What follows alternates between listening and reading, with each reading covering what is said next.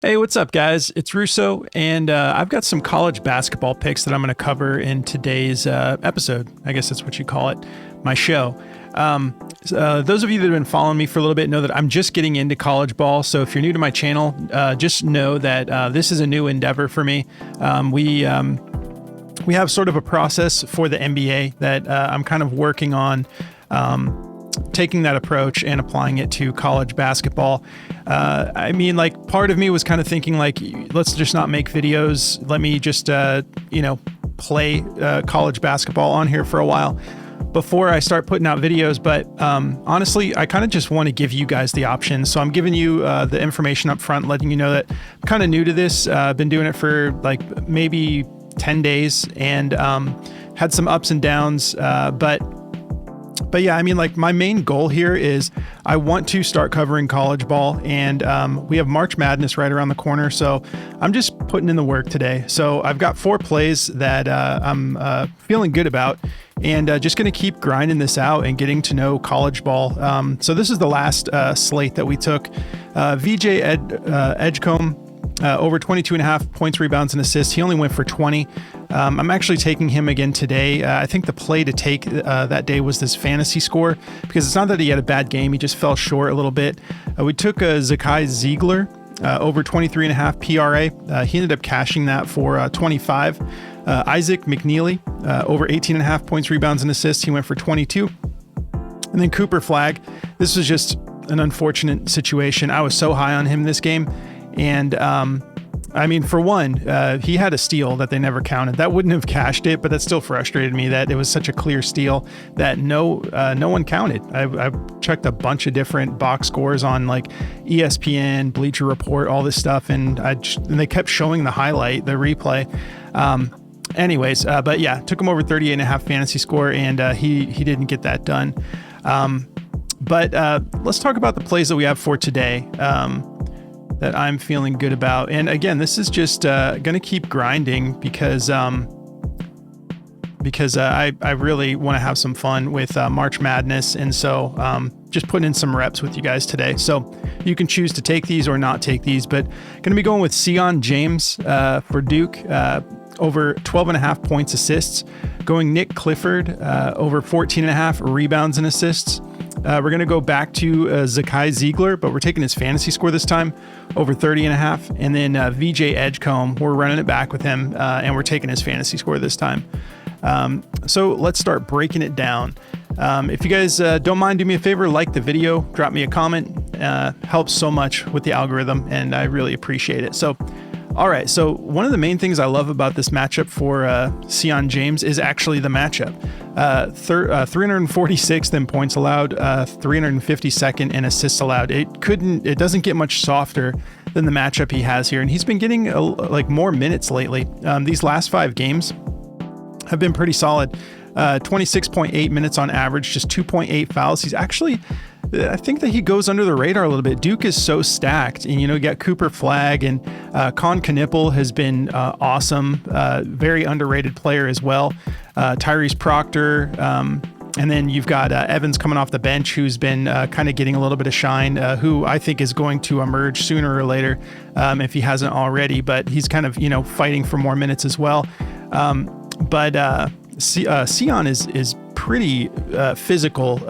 Dude, what is he, like 6'6", and just built honestly like a football player, but like super athletic. It's not like he's like super overweight or anything, but my point is he's been playing good, and so I think that he's going to be able to get this done in this soft matchup here.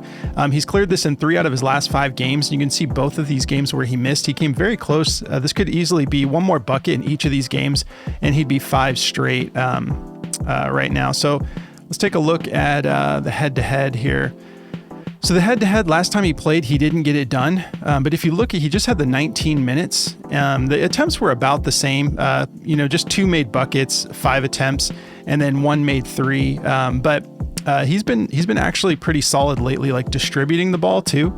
If you see here, he has at least 3 games out of his last 5 with at least 5 assists. Then 2 of these he had 6 assists in. But I'm counting on him to be a little bit more active from the field in this game. He's been shooting a lot better, even though like some of these games he still isn't taking that many attempts, but he's shooting 58%. So in this matchup, I like to see him like we just need a few more attempts from him, a few more buckets, and he should be able to cash this. So this is looking pretty solid. I'm going to be going with Sion James here. Let's take a look. I haven't even switched Daily Grind over to college yet, but just give me a second here. I'm getting ready in a minute to put out some more NBA picks with Jordy over on the Backdoor Fantasy Sports channel. So I thought I'd just put out some college plays while kind of waiting to connect with him. All right, let's see about Sion. And honestly, I'm just so stoked for March Madness. I'm like, this is really just about staying at it, staying disciplined, getting in on these slates every day, and getting to know college ball more. All right, let's see what they think about this Sion James play. Okay, so they like his points over 8.5. They have that at a 50.88% odds to hit the over -122. They like his points rebounds, and they like, his points assists they have just at a 50-50 shot. Same with his points rebounds, so they don't really know how to call it. There's not a lot of platforms even offering props for Sion. Like I said, he kind of goes under the radar. A lot of platforms have his points, but other than that, Underdog has a bunch of his props, but not a lot of platforms are actually giving you more than just his points. But the points assists 50-50, points rebounds 50-50. If you're uncomfortable with this, you can fade the play entirely. They have his full PRA at a 50-50 shot too. But the points assist, like the matchup for the rebounds is a little bit tougher. Reasonably like tougher, so I decided to just go points assist, and let's just go with where the matchup soft spots are in this one. But you can just take his points if you did want to take him and you're not feeling the points assist. You have an option here for the points at 8.5. They like that to go over. I think if he goes over on his points though, he's going to go over on the PA regardless. So all right, let's keep it moving here. So Nick Clifford, the rebounds and assists are looking solid to me. This is his last 10 games, 80% hit rate. If you're looking for a play, you can't really ask for much more than that. The two that he missed, one more rebound or assist would have cashed both of these, so he could easily be 10 straight right now. Looking pretty solid. If we jump over to the head-to-head, so yeah, it's kind of been like a steady trend up. So these two games are from last year. And let's see if the minutes correlate. No, they really don't. Like, he had more minutes in this first game where he didn't do as well as the second game where he played 5 less minutes and went for 4 more RA. But his last time matched up on January 28th, he went for 11 rebounds, 7 assists. The matchup is middle of the road for rebounds, 213th in rebounds allowed, 107th in assists allowed. And then in that last game, he went for 18 rebounds and assists in just 34 minutes. So 34 minutes is, I say just 34 minutes, but it's because he went for 18. That is still a lot, even for 34 minutes. So yeah, 4 out of his last 5. And then his last outing on the 22nd, he went for 19. He went for 14 rebounds. Dude has just been a rebound machine and is actually pretty solid at assisting the ball as well. Over this 5-game stretch, averaging 37.2 minutes a game, just 1.6 fouls, keeping it super clean. And then let's see this note here from Outlier. So we already know about 8 out of his last 10. I think this is just showing us that it's 7 out of his last 8 as well. So over his last 8 games, he's averaging 16.4 rebounds and assists. So I'm very comfortable with the 14.5. Going to be taking that for more. Let's take a look at Daily Grind real quick and see what they're thinking here. Okay, so they don't like the rebounds and assists. So you got to go with your gut. They have that pretty heavily favored to the under. I guess they think that's just a little high. They have it at a 53.15% odds hit the under, -140. So they're really not feeling it. But you could pivot to the points rebounds if you prefer. Like I said, you don't have to take what I'm taking, but that's definitely what I'm taking, rebounds and assists. That's based off of just looking at the statistical data. This is more of like numbers crunching between other platforms, other odds makers. But they like his points rebounds, the value there, 29. They have it at a 52.09% odds to hit the over, -131. And you can see kind of how this optimizer works. Every other platform has it at 29.5, so it likes the fact that you're getting it at 29 flat. So if he does go for 29, instead of losing, you're getting a push, and it'll just downgrade your slip a little bit. They don't like his points over. They don't like his points assists. They do like his rebounds over 9.5. Another pivot option if you prefer over the rebounds and assists. But 9.5, it's, what is that, like a 5-point bump for the assists, which maybe that is a little bit steep. but he's gotten at least 5 in three straight games here. And then you can see back here on the 25th and 28th, he went for 7 in both of those. Let's look at the head-to-head. So yeah, we talked about this one. Last time he played them, he went for 7. So I'm comfortable with it, but you guys have some options here if you prefer something else. So yeah, they like the rebounds over. The PRA, they just have it a 50-50 shot at 33.5. They're kind of just saying like they don't know whether to call that to the over or to the under. But points, rebounds, they do like as the best over. So let's keep it rolling. All right, Zakai Ziegler. Guard for Tennessee. This dude is... I'm a pretty big fan of this guy, and again, I'm new to college ball, but from what I've watched of Ziegler, he does a lot. He's very efficient with his minutes. You can see he's cleared this in 4 out of his last 5 games, and then we've got a game here where he was just like 1 bucket away from cashing it, being 5 straight, averaging 34.4 minutes a game, just 2 fouls, and then shooting 60% from the field, 9 attempts. I'd like to see him bump that up a little bit. Some of this average is down because of his last outing where he only made 2 buckets on 6 attempts. So obviously that brings that average down because before that, he had back-to-back games with 11 attempts, shooting 64% both, making 7 buckets. So 67% from beyond the arc, 3.6 attempts a game on average and cashing 2.4 of those. So you'd like to see him take more threes as well. If you're shooting 67%, just keep throwing them up. That's what I'm thinking. But 82% from the free throw line, getting there quite a bit. 6.6 attempts, 5.4 made free throws a game. And again, that's a little inflated because of his last outing. He made 10 on 12 attempts at the line. So yeah, let's see. I guess we don't really have a note here, but the head-to-head, he went off in that last game. 47.3. So we know he's gotten it done. Let's look at the matchup for points, rebounds, and assists.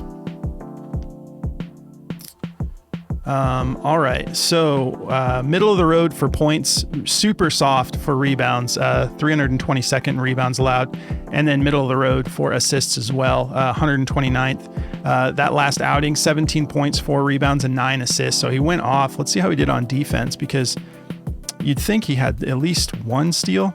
Oh no, he had 5 steals in that last game. Okay, so look at this soft matchup here. 328th in steals allowed, and he went for 5 in that last head-to-head. That is going to stack up that fantasy score. So 5 times 3, that's 15 points just off of steals that he made for the fantasy score. So feeling good about it. So here's another note from Outlier about his steals. He's exceeded 1.5 steals in 4 out of his last 5 games on the road. So he's averaging 2.2 steals on the road, 80% hit rate over his last 5. And then the one where he missed, he still had a steal there. So you're looking at, over the last 4 games on the road, he's got at least 6 points just off of steals for fantasy score. And then 1 outing where he went for 4, which would have been, 12. So yeah, it's seeming pretty solid to me. I love that matchup, because I was already stoked on the points, rebounds, and assists that he was able to get, and then the fantasy score looks great. Let's see, fantasy score over his last 5. I mean, look at that. Look at his last 10. 8 out of his last. Sorry, it's moving on me. Okay, 8 out of his last 10. No, 9 out of his last 10, and then that one game where he could easily be, 1 more bucket would make him 10 straight games of getting this fantasy score done. So feels like a low risk play. Dude is very active. Let's see what Daily Grind thinks. Make sure I spell his name right. Ziegler. And they haven't been covering fantasy scores, so we'll have to just kind of look and see what they do. They like his points assists to go over 21.5. They have that at a 51.31% odds to hit the over minus 130. They like his assists over 7. I mean, he went for 9 last time they matched up, so they're feeling good about that. 51.02% odds to hit the over minus 123. They like his points over 14.5, 50.49% odds to hit the over minus 120. And then the points, rebounds, they have just at a 50-50 shot. They're not really feeling the full PRA at 24.5. And I guess he doesn't have like a steals. Let me refresh this one time. He must not have like a steals prop or any sort of defensive prop. So I'm happy to be taking that fantasy score. So we do have that crazy matchup for the steals and the fact that he went for 5 last time. Hopefully he can get us at least 2 or 3 in tonight's game. That would be great. That's going to really stack up that fantasy score. All right, let's wrap it up with VJ here. So cleared his fantasy score in the last 5. Like we mentioned, we took him here on the 22nd, took his PRA and he just fell short, but he did get the fantasy score done, went for 26.5. So that's 5 games straight. Let's zoom out a little bit. Look at his last 10 games. 10 games straight, he's cleared this. Let's see how many. So he's exceeded his fantasy score in 18 straight games. He's exceeded 25.5. He's exceeded 25.5. We're getting in at 24.5. So 18 straight games. He's averaging 32.8 fantasy score, 100% hit rate over 18 straight games. This is one I'm not going to overthink. Let's look at the head-to-head. He only matched up once, went for 27.8. So, and that was on January 7th. So a little while ago, but not that far ago. I mean, 18 straight games.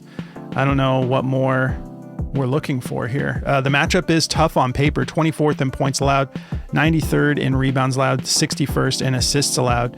Let's see the matchup for defensive upside, steals. So they're pretty good with not turning the ball over either. 45th in steals allowed, although last time he matched up, he got a steal on them as well. So yeah, tough matchup, but I mean, Baylor's, pretty solid. VJ is definitely someone who's going to be drafted in the NBA and going to go somewhere probably relatively high. So over his last 5 games, he's got at least 1 steal in 4 out of his last 5. They don't have the blocks. I'd love to see the blocks as well. But I mean, all I really need to know is 18 straight games of exceeding 25.5, and we're getting it at 24.5. So that's what I'm going to be going with over this 5-game stretch. His most recent games, he's averaging 10 attempts from the field, 44%, not really shooting from beyond the arc and shooting terribly when he does. So that's not going to be a part of us getting there tonight. Getting to the line, averaging 5.4 attempts from the free throw line, 89%. 34 minutes and 3.2 fouls. He does need to be a little bit careful here though, because we've got 3 games out of the last 5 where he went for 4 fouls. We don't want him to get into trouble with his minutes. Let's see here. What did he do in that head-to-head? How does fouls look? So he had 3, was still able to get 31 minutes. That's not really getting in foul trouble though, unless that was just like, the first half or the beginning of the second half. He gets his 3rd. So I think we should be in good shape. He seemed to do okay last time that they matched up. Let's take a look. Daily Grind is not going to have the fantasy score, but curious what they think about his other props if he's gone 18 straight. And okay, so they love the PRA over 21.5. You could take that if you don't want the fantasy score. 52.1% odds to hit the over, minus 135. They don't like the points assists. They don't really like anything other than the PRA. So I'm going to refresh one more time just to make sure, because this does update pretty quick. Yep, the only over they like is the PRA, and that does seem pretty solid down at 21.5, but I'm going with that fantasy score that hasn't let us down in 18 straight games. So if you guys want to check out this optimizer from Daily Grind to help you make some decisions when you're kind of wrapping up your play, that's what I use it for more so, but you can also use it just to search for plays. But I vet my plays towards the end and make sure that I'm taking the right play.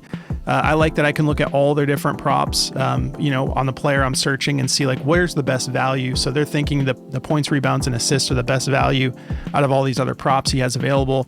But you can just take the player out of the search bar, and then it'll just show you all the plays in general. Grant Nelson, rebounds and assists, 8.5. They love that to go over as the best play on Prizepicks right now. 53.62% odds hit the over, minus 145. Ben Gold, points, assists, over 5.5. They love that as well. A lot of overs right now, so you guys can just look at all these if you want and see if you can't lock some of these in before they go away. Quite a bit of overs right now, so you can use it like this and search for your plays. You can start with Daily Grind. I like starting with Outlier personally. I like looking into the data, and the Insights tab is really awesome. They have this Insights tab over here that just kind of shows you trends, like Jizzle James. They're calling this under. Says he's failed to exceed 1.5 3-pointers in 13 of his last 17 games, averaging 1.2 threes a game. So little notes like that will kind of just put plays on your radar, and it leads with the data versus the odds, like Daily Grind. So it's pretty sweet. You can try this app out for free. All you have to do is just sign up through the link below. I need a little bit more coffee. Sign up through the link below. You don't need to put a code. They'll give you a week just to check this out and have a little bit of fun with it. Get to know these different settings. Put a little bit of time into it when you get that first free week, and really get to know it before you decide whether or not you want to continue your subscription. And then for Daily Grind, just use code BACKDOOR over at dgfantasy.com, and they'll give you 25% off of this tool. And they'll let you lock that in all the way up to a year. So you can do as small as a month or all the way up to a year, and anything in between. So that's going to do it, guys. Let's keep, I don't want to say practicing, but that's what I'm doing. So I do believe in these plays. The data is there. But I'm just going to keep grinding and get us ready. Those of you who are following, tailing the picks, get us ready for March Madness, because we're going to have a blast in March. So have a good day, guys. Don't forget to like the video, drop me a comment, and I'll catch you in the next one.